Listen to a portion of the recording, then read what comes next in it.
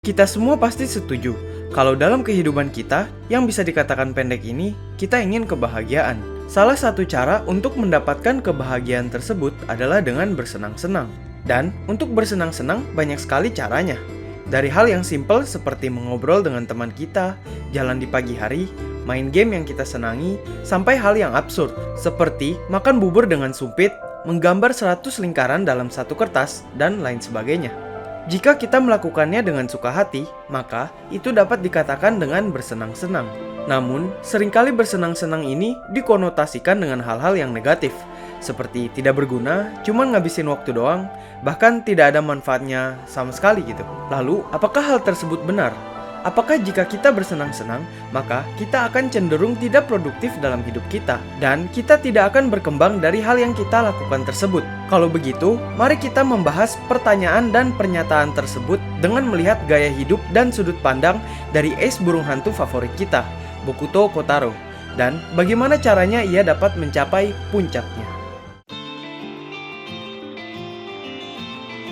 Pengenalan karakter Bokuto menurut gua adalah salah satu pengenalan karakter yang unik, di mana kita diberikan penggambaran yang takjub terhadap orang yang memiliki julukan Ace nomor 4 di kelasnya, dan bagaimana timnya mendominasi sekolah lainnya saat mereka bertemu di training campnya Nekoma, yang menandakan bahwa tim mereka juga hebat, tidak hanya Bokuto saja.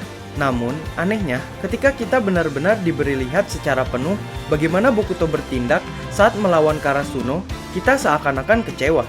Karena Bokuto malah masuk emo mode-nya, sehingga kita hanya bisa melihat sebagian dari kehebatan Ace ini. Itulah yang membuat gue bertanya, apakah Bokuto hanya ingin bersenang-senang saja, sesuai dengan kemauan atau egonya dia sendiri, sebagai Ace nomor 4 di kelasnya? Padahal ketika kita melihat Bokuto saat ia normal, kita bisa melihat keindahan, ketangguhan, dan kehebatan seorang Ace yang sesungguhnya. Seperti baju yang ia sering gunakan saat training camp. Setelah gue baca manganya secara penuh hingga tamat, kita bisa melihat sudut pandang Bokuto tentang bagaimana tim Fukurodani selama ini membawanya untuk menjadi Ace yang sangat hebat. Dan di beberapa saat-saat kecil kita bisa melihat bahwa terkadang menjadi yang terhebat memiliki tagihan yang sangat besar, bahwa kita akan sering dihadapkan dengan kesepian, seperti beberapa video yang gue pernah buat ini. Namun berbeda dengan video itu, Bokuto menemukan keluarganya di Fukurodani. Meskipun Bokuto seringkali memiliki pergantian mood yang sangat ekstrim dan sulit untuk diprediksi. Untungnya Fukurodani sudah sering menghadapi hal tersebut, sehingga mereka akan selalu menyesuaikan gaya bermain mereka dengan Bokuto. Dan itulah yang membuat timnya hebat. Tidak saja menyesuaikan ke permainan musuh, namun ke ace mereka sendiri. Dan ternyata Bokuto memiliki pergantian mood yang ekstrim bukanlah tanpa sebab.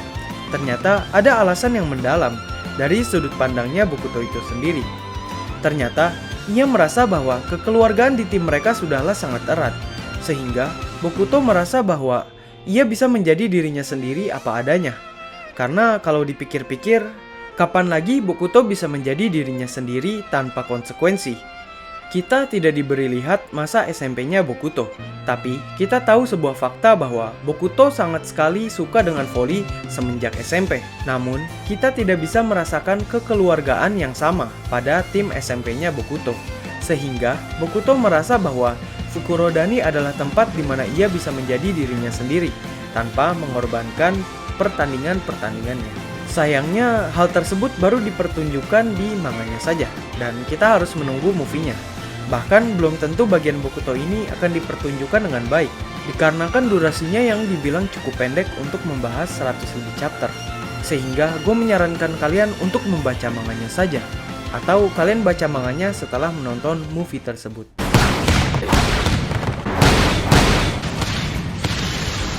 Dari cerita Bokuto tadi, kita bisa menjawab pertanyaan dan pernyataan yang diajukan pada awal video ini, yaitu apakah kita dapat berkembang dan meningkatkan skill kita dengan bersenang-senang? Jawabannya adalah iya. Kita bisa melakukan apa yang kita senangi sembari mengembangkan diri kita untuk menjadi versi yang terbaik dari diri kita. Namun ada syarat tentunya. Syaratnya adalah kita harus mau bersenang-senang dan menghadapi beberapa hal yang tidak menyenangkan.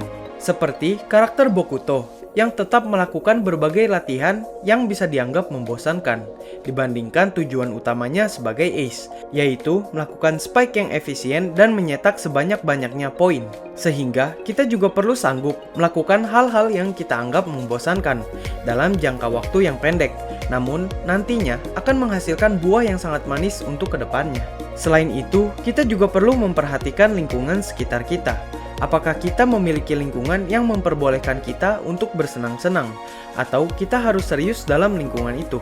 Karena menurut gua, semakin dewasa kita, maka akan semakin sedikit kalian bertemu lingkungan yang memperbolehkan diri kita untuk menjadi diri sendiri apa adanya. Seperti Bokuto yang ingin memenangkan keseluruhan turnamen nasional, agar setidaknya ia bisa merasakan keluarga Fukurodani sedikit lebih lama.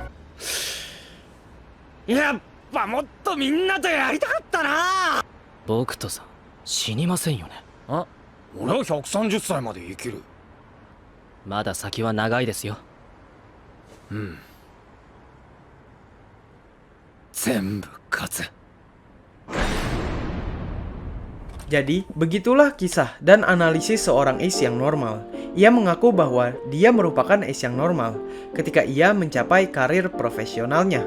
Karena ia tahu kalau jenjang profesional akan meminta dirinya untuk menjadi ace yang normal, yaitu ace yang dapat diandalkan dan efisien. Selain itu, kita bisa mengetahui bahwa sebenarnya kita dapat meningkatkan diri kita dengan bersenang-senang. Namun, syarat yang diajukan membuat kita untuk memikir ulang apa yang akan kita lakukan di lingkungan tersebut. Jadi, gimana menurut kalian? Kalian mau nggak nerapin filosofi Bokuto ini? Ayo kita diskusi di kolom komentar di bawah. Subscribe untuk filosofi dan analisis karakter lainnya. Ciao!